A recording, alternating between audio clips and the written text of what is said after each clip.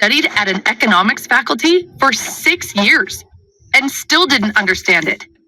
9 years ago, I started reading every serious finance and money book I could find and summarizing them on YouTube.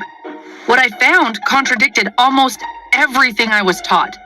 So one day, I went back to the professor I trusted most and asked him if what I was discovering was true. He looked at me and said, "Yes, all of it." He knew, but the textbook said otherwise.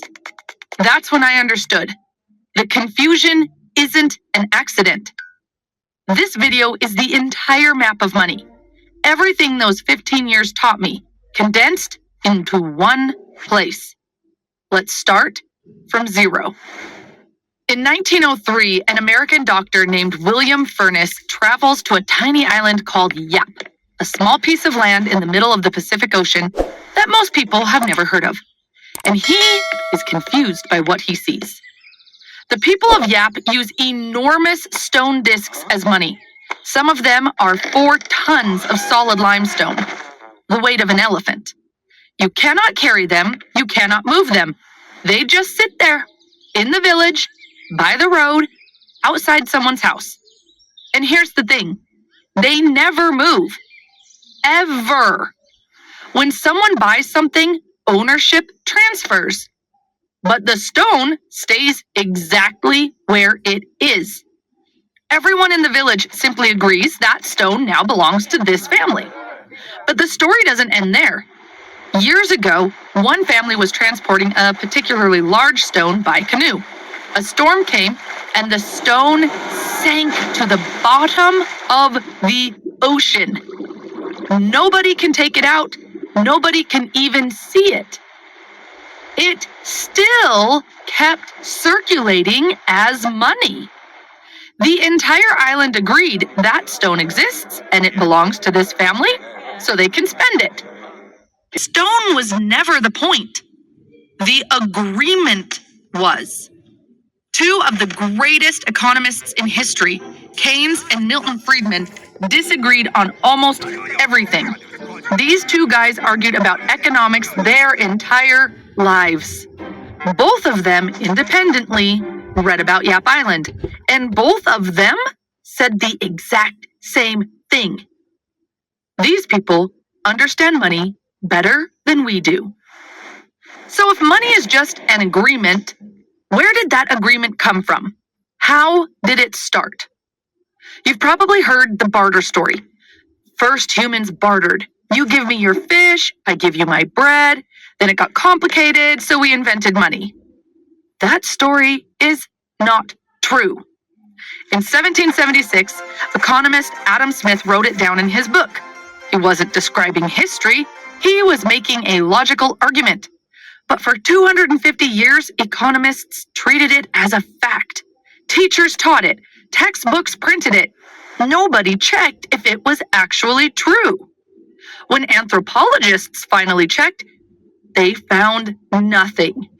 Cambridge anthropologist Caroline Humphrey spent her career looking for it. Her conclusion was simple. No example of a barter economy has ever been described. Not in any culture, not in any era, not on this planet. All evidence suggests there never has been such a thing. And here's the part that flips everything upside down. Barter didn't come before money. It came after. People only bartered when their money system collapsed and they had nothing else. Russia in the 1990s, Argentina in 2002. When the currency disappeared, people went back to swapping things directly. It wasn't the beginning of money. It was the emergency backup when money was gone. What actually came first was much simpler. You helped your neighbor build his roof. He helped you with your harvest later. No transactions, no haggling, just people remembering what they owed each other. The oldest writing ever discovered isn't love stories. It isn't prayers. It isn't laws. It's a debt record from over 5,000 years ago, found in Mesopotamia, what is today Iraq. Someone borrowed tools and promised to pay back after harvest. Merchants writing down what people owed them. All of it scratched into clay tablets that you can actually go and see in museums today. No coins, just promises recorded in clay. The first coins showed up 2,700 years later in Lydia, what is called Turkey. Think about that. For over 2,000 years, humans built cities, paid workers, ran entire civilizations on nothing but recorded promises. The coin came after, the promise came first. So let's put this all together. Yap Island, ancient Mesopotamia, two completely different places, two completely different times, same discovery. The value was never in the object. It was always in the agreement about the object. Money was supposed to work like a measuring tool, like a ruler. A ruler only works because everyone agrees on a measurement. Think about a minute. A minute is 60 seconds, whether you're in Tokyo, New York, or Cairo. Always. Nobody can change that. Nobody wakes up one morning and says, okay, today a minute is 55 seconds. That stability is exactly what makes it useful. You can plan around it, trust in it completely.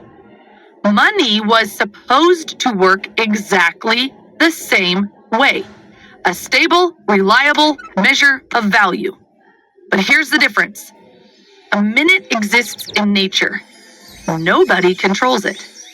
Money is a human agreement, and human agreements can be changed silently, without telling you. That's exactly why for thousands of years people tied money to something physical. Gold, silver, metal, something nobody could fake, something that behaved more like a minute, fixed and impossible to print. That physical anchor kept everyone honest. Then some guy came along and said, forget the gold, just use paper. And the whole world said, yes. You are now trusting a measuring tool held by the same person who benefits from making it shorter. And here's what I couldn't stop thinking about. How are people so naive? How did nobody just say no to paper money? But then I actually looked at how it happened. And I realized I would have said yes too. So would you. It turns out that you don't have to convince people to trust something you can print. China, about 1,000 years ago, during the Song Dynasty in a region called Sichuan, they had a strange problem with money. Their money was made of iron, heavy, low value, and you needed a lot of it just to buy anything important. Carrying enough iron to make a serious trade meant carrying kilos of metal through the vast empire. It was slow, dangerous, and exhausting. So ordinary merchants came up with something smarter. Leave your iron with the trusted local shop. Get a receipt. Trade the receipt instead of the metal. Lighter, faster, nobody gets robbed on the road. Nobody invented this from above, just regular people solving an annoying problem in the most obvious way available. Worked. Genuinely worked. Trade got easier. People's lives got better. Then the government noticed. They stepped in and made it official, creating government-issued paper money called jiaozi, which looked something like this. And this was not a bad idea either. Instead of hundreds of different shop receipts, you had one. The problem came later. War is expensive. And printing paper is cheaper than finding silver. So they printed a bit more. Then a bit more. Then more again. The ruler was shrinking. And once people noticed, they stopped trusting the measurement entirely. They went back to the heavy iron coins they spent generations trying to escape. The Chinese were the first to invent paper money. and the first to be destroyed by it. London, 17th century. Same pattern, different place. Imagine you live in this time. You have gold, but the streets are dangerous. Thieves are everywhere. Wars, fires. Keeping it at home means risking everything you own. So you leave it with the local goldsmith. He already built vaults for his jewelry business. For a small fee, he agrees to store your gold too and hands you a receipt, a piece of paper saying exactly how much gold he is keeping safe for you. And here's the thing, almost everyone in town used the same goldsmith. So when you bought something from your neighbor, he had gold stored there too. Instead of you walking across town to collect your gold, walking back to hand it to him, and him walking across town to deposit it again, you just handed him the receipt. He could walk in any time and collect the gold himself. Same result, 10 times easier. Why would anyone do it any other way? One night, the goldsmith is lying awake in his bed, and a thought creeps in. All that gold is just sitting there doing nothing. On any given day, maybe 10% of people actually come to collect it. The rest just trade the paper receipts.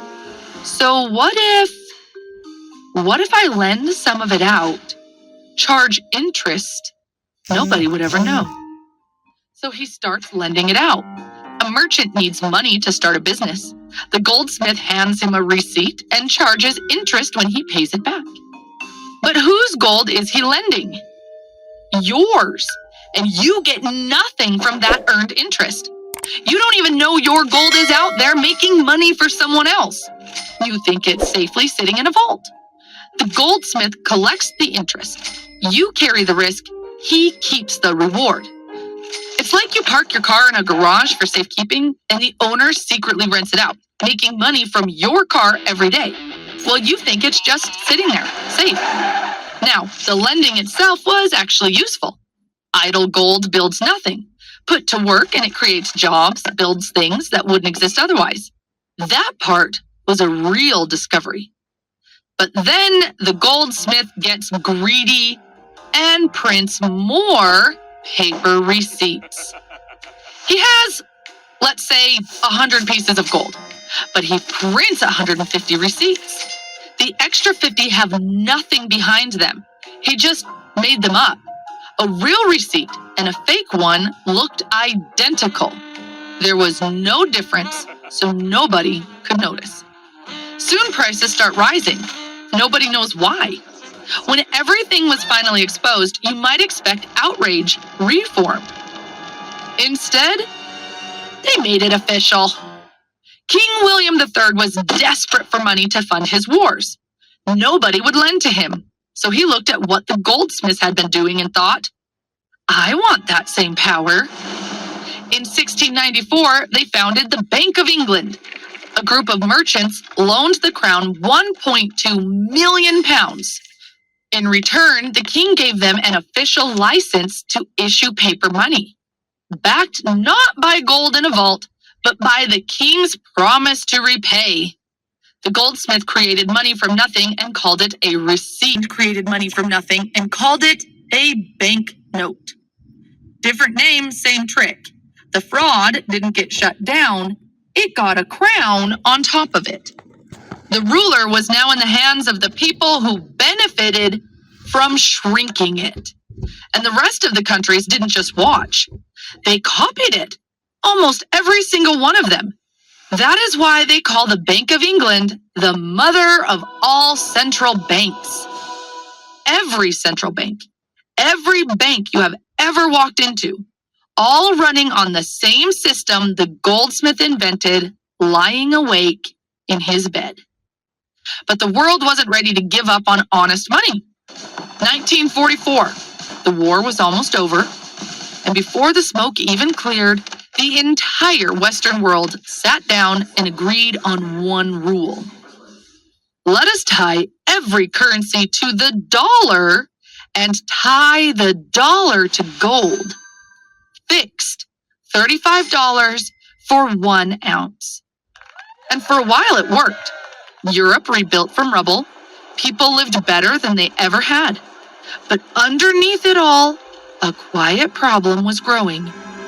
America was spending heavily on wars, on programs at home, and quietly, it started printing to cover the gap.